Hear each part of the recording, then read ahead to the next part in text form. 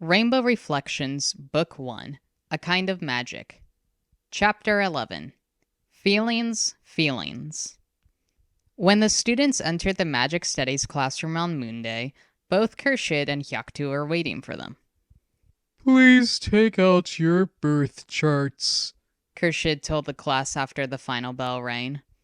Mr. Saihan will be looking at them for me. Some of the students exchanged glances and hesitated to take out their mirrors or notebooks. We don't have all day, Kershid said briskly, a small smile forming on his lips. Let's get this over with, Hyaktu said, rotating his wrist in several circular motions. Raise your hand if you didn't do your homework because you thought a blind man wouldn't look it over. 5 people raised their hands hesitantly. Raise your hand if you took the birth chart directly from the AirNet, Hyaktu continued. Mr. Shihan said we could, Murneo Rilek protested from the back of the class. Hyaktu nodded slowly. Yes, he said you could use the AirNet as a guide, not as a way to plagiarize. But who here actually looked up how to make a birth chart on their own without just stealing it from the AirNet? Ren proudly raised her hand from where she sat beside Sarala. Zin raised her hand after a moment, and Sarala followed. C3 was the only other student to join them. Hyaktu smiled. Next assignment, try to put a bit more effort in, will ya? Plagiarism is not accepted here, whether your teacher is blind or not. Now bring me your work. The students lined up in front of Hyaktu. Ren was first in line, and she showed her work off to her father eagerly. Zin was less enthusiastic, but brightened when Hyaktu told her she did a good job. Sarala was next in line, holding her piece of paper a bit awkwardly. It was filled with eraser marks and folded in places. Well done, Hyaktu praised. A smile danced at Sarala's lips as she returned to her seat. Most of the class passed so long as they did something, even if it was plagiarized. The 5 students who did not do their work failed their first assignment. Carry on with class, Mr. Jihan, Hyaktu told Kershid. As for the rest of you, be sure to do your work, he added sternly as he opened the door and left. Today we'll be talking a bit about spirits, Kershid said, drawing the class's attention back to him. We won't go too in-depth with them, but, well, we all have different views on spirits. I'll give you a small introduction to how the school views spirits. Are spirits the same as monsters? Frostwolf asked loudly at the back of the room. Are demons? Aeldadam asked in a quivering voice. Kershid smiled lightly. This is exactly my point. What we call spirits here, others might call guides, ghosts, gods, creatures, demons, and monsters. It all depends on where you grew up and what your culture believes about these spirits. All of these terms are referring to spirits which are from the spirit realm. Spirits like to cross into the physical realm, which is the world we are in. Some spirits come to live in peace, while others like to cause mischief. The ones that scare or attack people are often referred to as demons and monsters. There are also spirits who just like to cause mischief for no other reason but fun, and these spirits are still looked down upon, but maybe not as much as the others. Not all spirits are evil, though, as there are others who seek to help people as spirit guides, whether it be answering their questions or even saving their lives. Ghosts and spirits are not the same. Each spirit is just like you or me. We are all different, and spirits are too. Each spirit has their own motivation for doing what they do. Therefore, they can neither be seen as pure good or evil, which is why we refer to them as spirits. Sorella rolled her eyes. There's no such thing as spirits, she thought dismissively. She wasn't the only one. A few students at the back of the room were muttering how they'd never seen any proof of spirits. Khurshid frowned as he heard the whispers. Is there a problem back there? He asked. The students stopped talking at once. Some of them shifted guiltily in their seats. You do not believe in spirits, do you? Khurshid asked them calmly. Of course not, Sorella scoffed before she could help herself. Besides, how would you know some other realm thingy exists? Khurshid frowned at her, his blind eyes focused on her face. Sorella felt a shiver run down her spine. There is evidence of spirits across the whole world, Khurshid said after a moment. Spirits are even viewed as gods in some religions, typically in places where they took over at one point in history before moving on. Some spirits have even been seen to attack human settlements for destroying too much of nature, terming spirits as nature's defenders. I know that we all have different beliefs here on the matter, so I am asking that you are merely open-minded to the fact that spirits exist, since our classes revolve around this knowledge. But I've never seen a spirit in all the time I've been in nature, Sorella thought bitterly. If such things existed out there, then surely I would have met one. It was as if Khurshid was reading her thoughts, as he added, A spirit does not need to make themselves known to you for them to exist. Now, the reason I'm bringing up spirits is because I want you all to have the same definition before we delve into the history of magic's beginnings. It was said that spirits, who hold spirit magic as their core magic, were the ones to teach humans how to use the elemental magic in every living creature, despite spirits not having control of elemental magic themselves, for the most part. Sorella sighed as she realized that this class was going to be a lecture praising non-existent spirits for giving magic to humanity. She was just starting to fall asleep when the class finally came to an end. Before we move to the magic channeling classroom, I'd like you to make note that this week's homework will be researching evidence of spirits existing, Khurshid said. You will be paraphrasing your findings in next week's class. Now, let's get to channeling some magic. Finally, Sorella thought, and she got to her feet eagerly. The class left the Magic Studies classroom to go to the next room over. When they entered, they saw that the purple-painted room was set up like an obstacle course. Desks, chairs, sticks, and other random objects were strewn about all over the place. There were even firm pillows painted as targets on the far side of the room. Sorella sniffed the air, detecting the faint scent of something burned. Was that the result of fire magic?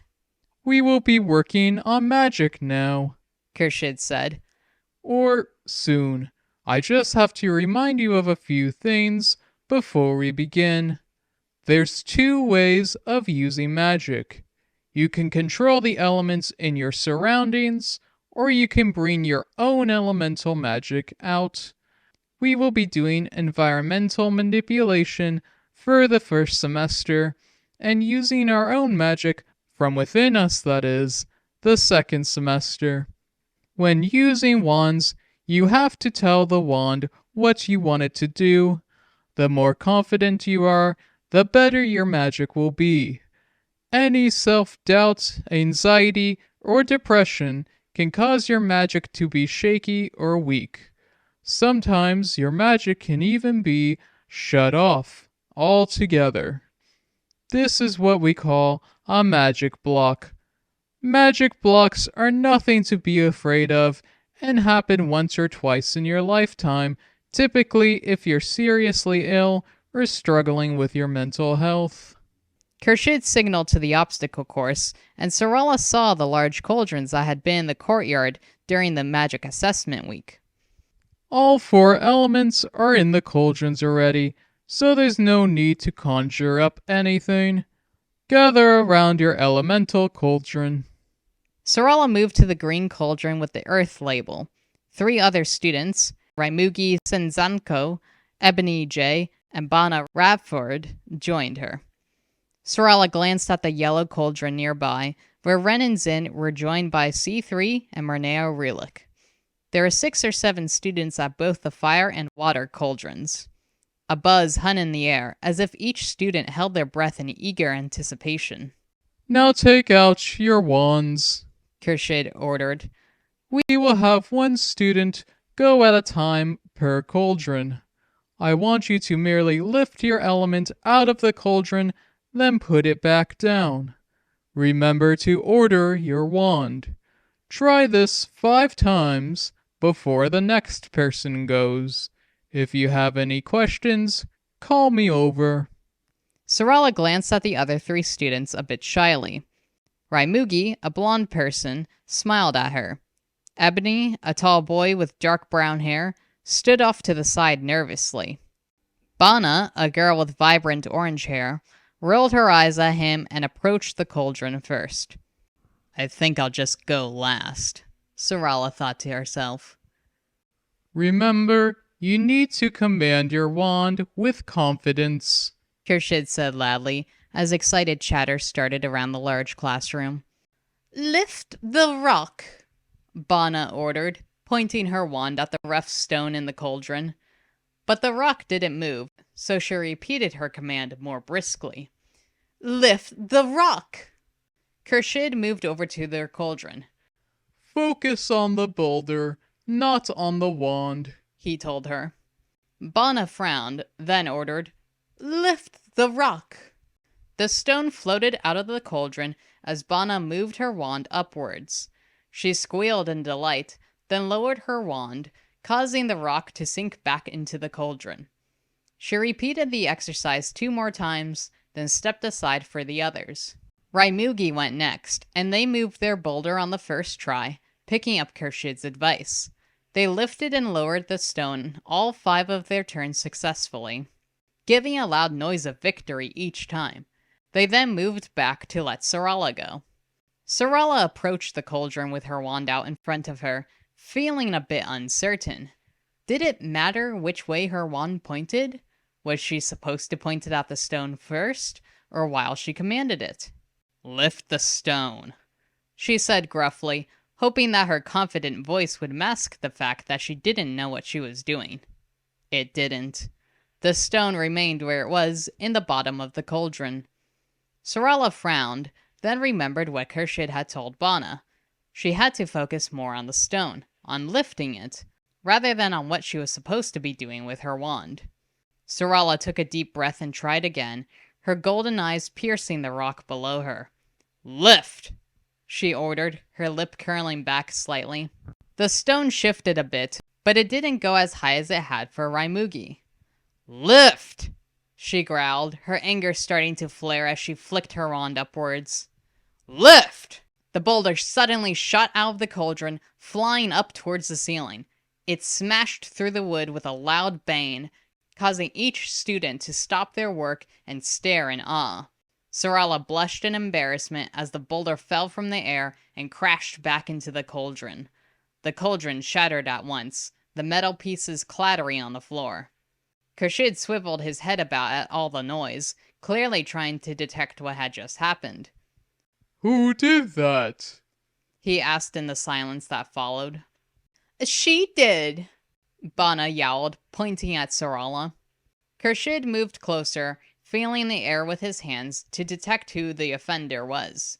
He frowned and said, Sorella Kiran.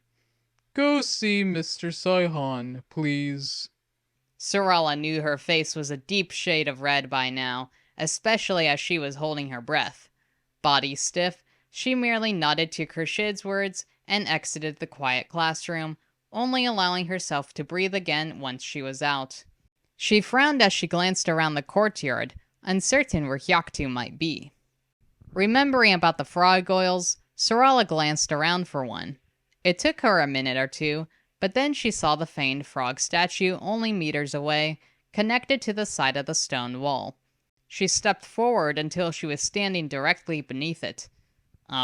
Frog-oil? She called up to it. I need to see Haktu Saihan. I still can't pronounce his name. She stood staring at it for a long moment, but nothing happened. Do you know where he is? She pressed.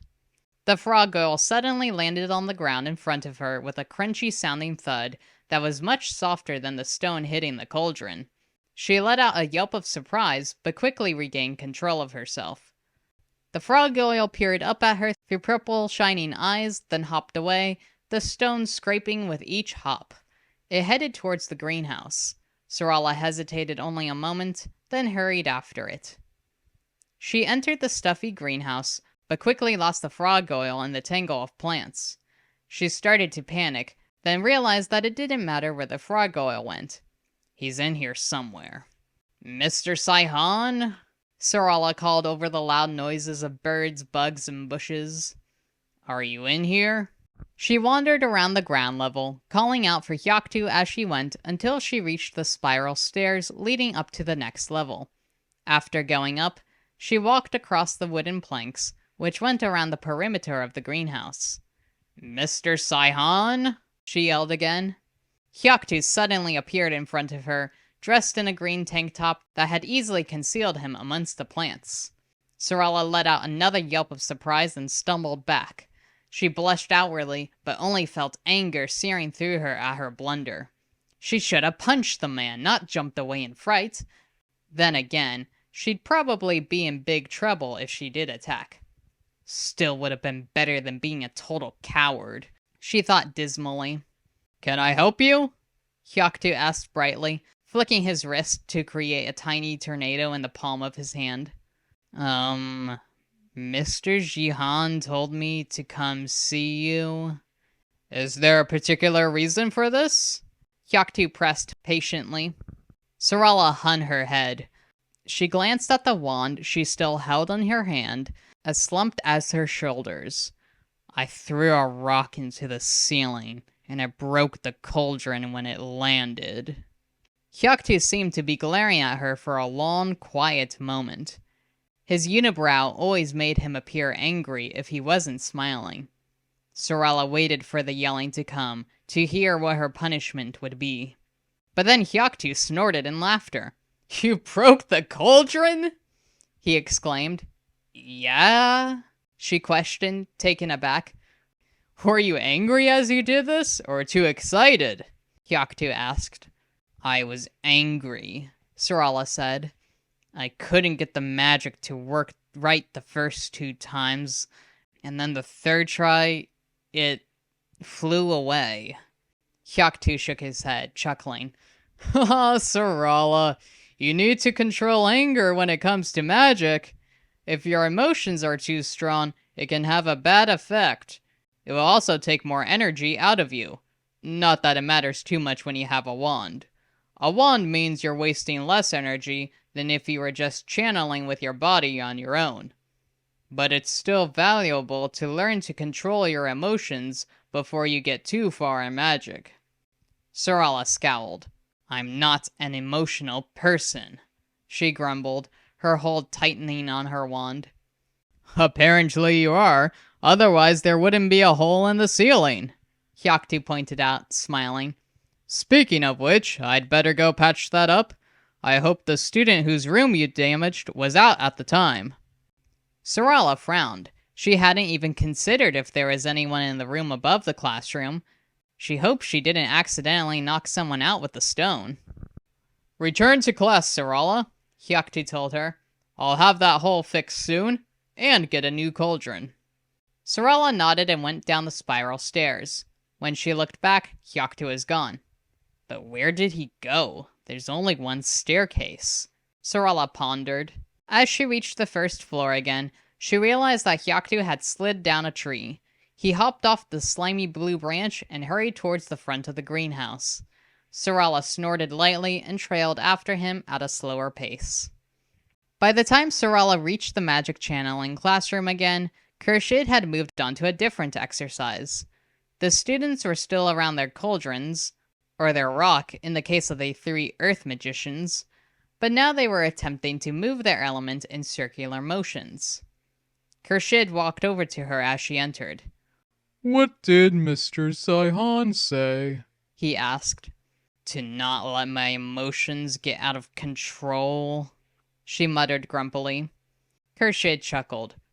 Good advice. He's fixing the hole right now. Sorala glanced up at the ceiling. Hyaktu saw her and waved, then set back to work. She looked at Khurshid, waiting expectantly. You can join the Earth students again, but I want you to watch them, Khurshid told her. You're to go last in each exercise for the remainder of class today. Yes, Mr. Jihan. Sorala returned to the other students. Raimugi grinned in greeting, Bana shot her a glare, and Ebony quickly moved away from her in fear. You didn't miss much, Raimugi told her. We moved the rock side to side, and now we're doing a circle. It's pretty simple. Sorala nodded once. She waited for the other students to do the exercise, each taking 5 turns again. She then lifted her wand, took a deep breath to make sure she was calm, then ordered the stone to move in a circle. It worked on her first try. She was happy to see it working, but not too happy, and had success on her next attempts. The last exercise they did was moving the element to spell out their names in the air. Sorala had a bit of difficulty moving the stone to write each individual letter, and she almost misspelled her name, but it went fine otherwise. She left the class feeling confident about her magic. As the students exited the room to go to the greenhouse for plants, Sorala glanced for Ren and Zin. She saw them hanging back and hurried over. I'm hopeless! Zin was crying out to Ren in a panicked way. Shush! Ren hissed in a whisper. Sorala frowned. Why are you hopeless? She asked bluntly. Those exercises were easy. Zin didn't have much control over the air, that's all, Ren said quickly. I mean, it is a bit hard to see it, right? Zin sighed and made no response. Sorala glanced from one sister to the other. They're hiding something, Sorala thought. As they crossed the hot courtyard quietly, she could have sworn they were whispering to one another. But whenever she looked at them, they weren't moving their lips at all, which only made her more suspicious. Yet she did not press the issue as the students went through plants and potions. They were too busy sketching out plants and mixing their first potion, which was actually cooking a soup as practice for real potions, to speak much. The bell rang for the end of potions class. Sorala grabbed her wand from the table and got to her feet, glad that they could go to lunch now. But before Ren and Zin could join her, there was a loud bang, a splashing noise, and a yelp of pain. Sorala whirled around to see what had happened. Whoops, sorry, C3 said indifferently, and he rushed from the room. Sorala glared after him, then looked over at Ren and Zin. Zin was on the floor next to a knocked-over cauldron. Large soup stains covered her robe, which was steaming.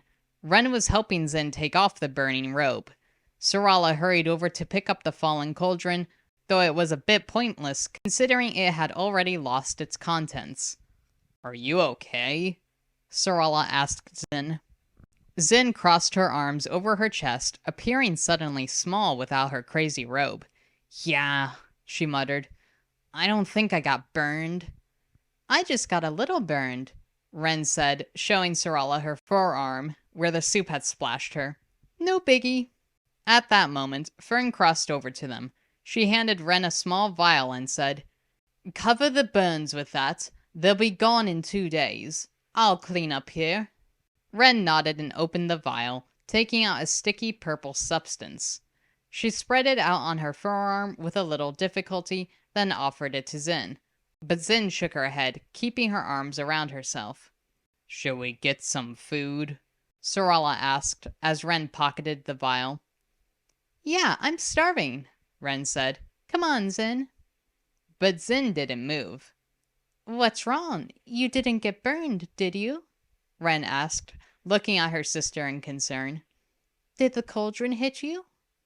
I'm fine, Zin said in a bit of a high voice. She grabbed her soaked robe and made to put it back on, but Ren stopped her. You can't wear that. It's covered in hot soup. But you don't always have to wear a crazy robe, you know, Sarala jeered. Zin looked a bit hurt by this. I know, but We have kung fu after lunch. It's not like you'd be wearing your robe in that class either, Sarala pointed out. Zin shifted uncomfortably. I just don't like to wear this shirt by itself. Why? Sarala asked, peering at the stripy shirt. It's a bit revealing, Zin said uneasily. Sarala remembered how Zin always had her shirt only halfway buttoned, leaving the top and bottom open. She always assumed it was because the robe made her hot. Why Zin thought it was revealing made no sense to her, though.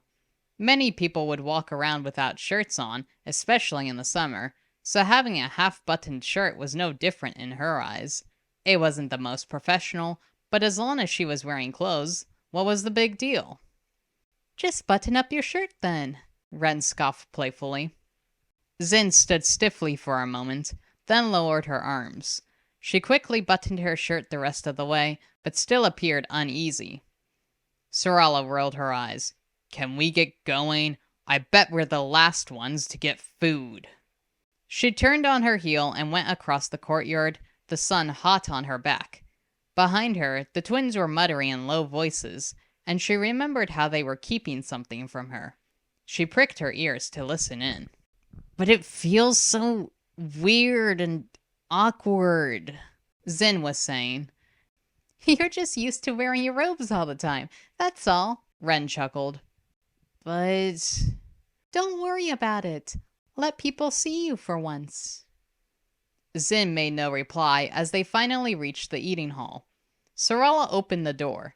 There was indeed a line, but it wasn't as long as she thought it'd be. They'd apparently taken some time to arrive, that the start of the line was already seated. Let's eat outside, Sarala said abruptly once they got their trays of food. Okay, it is a nice day, Ren said cheerfully, and then Zin's robe can dry out a bit in the sun. The three therefore left the crowded eating hall and went out to the bench in the nearby garden. Zin sat on the ground, still in a bad mood, her whole body tense.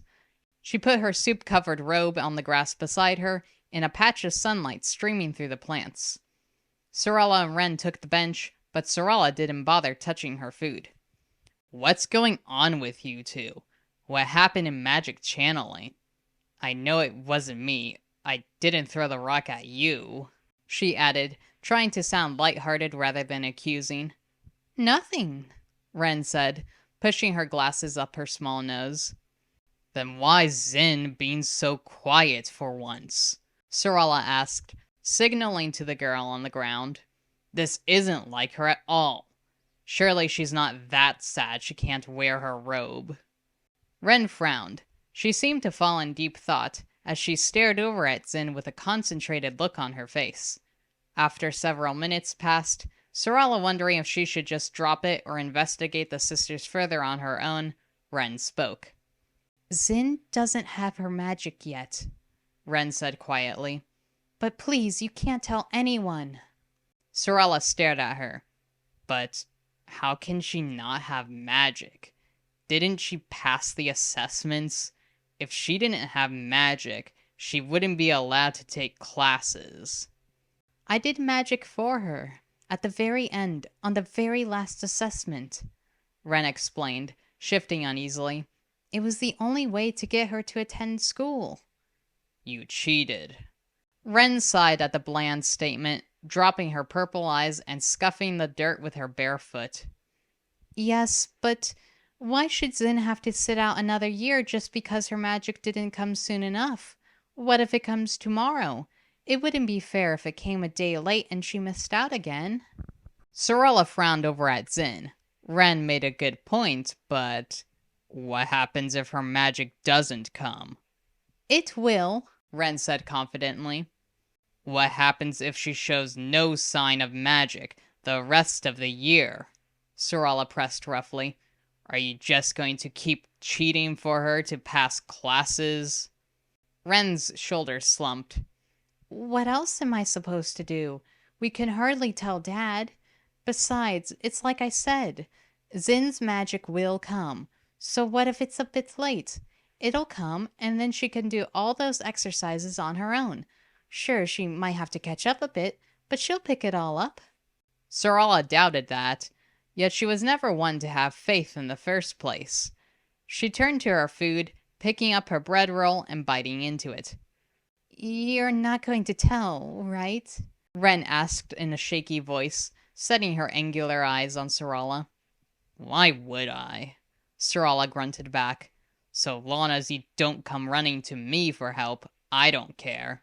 It's not hurting anyone if Zin doesn't have magic. Besides Zin, of course.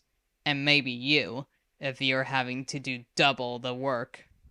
Ren looked over at Zin, her eyes growing watery. Sorala gazed in the opposite direction, not wanting to see the other girl cry. Nobody said anything else as they picked at their food in an unappetizing way. Way to ruin the mood, Sorala, she thought bitterly. That's all you're good for, isn't it? Oh well, it's their own fault, she argued with herself. Zin shouldn't be enrolled if she doesn't have magic. It's common sense. They're just going to hurt each other. Zin better hope she gets her magic soon.